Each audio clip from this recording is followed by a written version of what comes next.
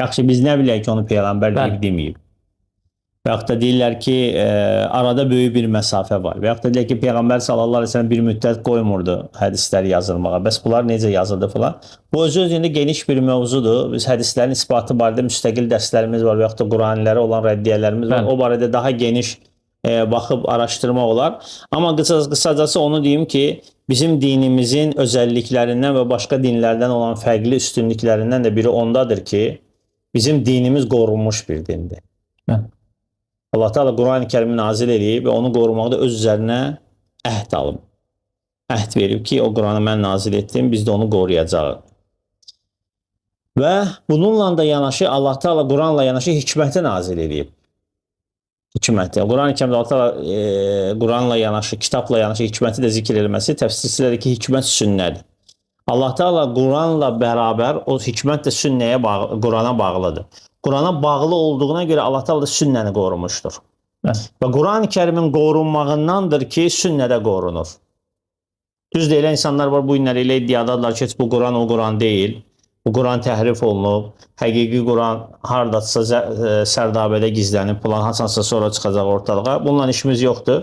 Biz normal fikirdən danışırıq. Əgər biz etiqad edirik ki, Quran-ı Kərim qorunmuş bir kitabdır, onunla da yanaşı etiqad etməliyik ki, sünnədə onunla qorunur. Niyə görə? Çünki Quran-ı Kərimi sünnəsiz anlamaq mümkün deyil. Əgər Allah Teala sünnəni, yəni Peyğəmbərimiz sallallahu əleyhi və səlləmin şərafətli səhih hədislərini qorumasaydı, Quran tam qorunmuş olmazdı. Ona görə biz birinci bu cür yanaşırıq. İkincisi, buna praktiki olaraq baxanda, hədis alimlərinin elmi fəaliyyətlərinə baxanda görürsən ki, məsələ danışılandan çox fərqlidir. Danışan nədir? İnsan heç nədən xəbəri yoxdur. Eşidib kimdənsə deyil, nə bilim o kim yazıb, harda deyib. Yox, elə deyil. Hədis kitablarına baxanda, hədis mətnləri ilə yanaşı bir o qədər də kitablar var ki, o hədislər hansı yolla bizim əlimizə gəlir və yaxud da biz hansı yolla araşdırıb bilməliyik ki, bu hədis səhihdir, yoxsa səhihdir. Yəni, etibarlıdır, yoxsa etibarsızdır. Bax, birincisi, həmin hədislərin mətnləridir. İkincisi, həmin hədislərin mətnləri ilə yanaşı, həmin hədisi gətirib rivayət edən ravilərdir. Hədis elmi ümumən iki qismə bölünür. Var elmur rivayə, var elmud dirayə. Elmur rivayə odur ki, mətni araşdırmaq, elmud dirayə də odur ki, rivayətlər araşdırılması. Hər hədisin silsiləsində bəlli sayda insanlar var. Ən qısa hədis silsiləsi 3 kişidən ibarət olur. 3 kişidən. Məsələn, misal ki, Malik rivayət edir Nafidən, Nafi Abdullah ibn Ömərdən, o da Peyğəmbər sallallahu əleyhi və səlləm. Buna qızıl üçlük deyilir hədis alimləri yanında. Var hədis silsiləsində 4, 5, 6, 7, 8, 10, 12, 13-ə qədər olan silsiləsi olan hədislər var. Həmin o silsilədə olan insanlar hamısı bircə məruf insanlardır. Əgər o silsilədə bir dənə tanınmamış insan olsa, o hədis qəbul olunmur. O hədisə nə deyirlər? Məchul. Məchul hədisdir. Niyə görə? Orada 8 nəfərdən, 7 nəfərdən biri tanınmır. Təsəvvür edirsiniz? Məlum olmayan bir şəxs. Ona görə elmur rical deyilən hədis aləmində belə bir elm var. Elmur rical. Yəni kişilər elmi. Başqa sözlə isə ravilər elmidir. Yəni alimlər bircə həmin o ravilərin hamısının həyatını araşdırıblar. O insan hansı zamanda yaşayıb, hansı məkanda yaşayıb və onun fəaliyyəti və insanlar arasında olan etibarlılığı nə dərəcədə olub. Hətta o insanın yaddaşının zəifliyi, güclülüyü belə orada vurğulanıb. Əgər insanın yaddaşı, məsələn, filan yaşdan sonra zəifliyibsə, o da qeyd olunub. Elə ravilər var ki, 50 yaşına qədər rəvayət elədikləri hədis səhih götürülür, 50 yaşından sonra rəvayət edibsə, o hədis zəif götürülür. O da necə bilirlər? Məsələn, bilirlər ki, o filan ravi ilə görüşüb, yalnız məsələn Məkkə şəhərində, o da həcə gedib filan ildə. Demək, onun bundan rəvayət elədiyi hədis bunun 50 yaşından sonrasına düşür. Hədis ravisi olub, etibarlıdır, yaddaşı təmiz zəif olub. Kitabxanası olub. O adam kitabxanasına güvənib. Oxuyub rivayət eləyib. Və aldığı hədislərdə yazıb. Bir müddət kitabxanası yanıb. Məsələn, Monqollar gəlib işğalçılıq eləyəndə, onun da kitabxanası Bağdadda yanıb. O adamın kitabxanası yanına qədər olan rivayətləri qəbul olunur, kitabxanası yanandan sonraki rivayətləri qəbul olunmur. Mən bunu bəsit misallar çəkirim. Yəni, bu şeyləri bizə hədis elminin ilk mərhələsində öyrədiblər.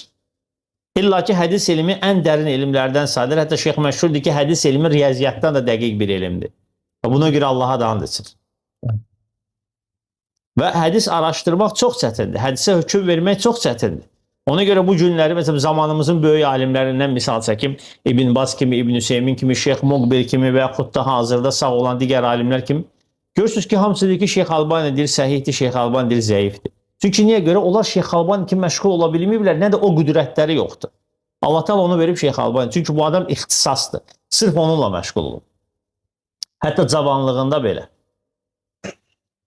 Çünki bu elm çox çətin elmdir, çox dəqiq elmdir. Bu insandan böyük fədakarlıq tələb edir ki, insan ömrün, vaxtın, elmin, diqqətini həsr eləsin bunu. Və beləcə nə qədər misallar çəkmək olar ki, biz o misallarla bilə bilərik ki, hədis bizim əlimizə boşu-boşuna gəlib çıxmıyor. Hədisi möhkəm yaddaşı olan, möhkəm etibarı olan, möhkəm güvəni olan insanlardan götürürlər. İmam Buxari neçə gün yol gedir ki, gedib bir hədis götürəcək.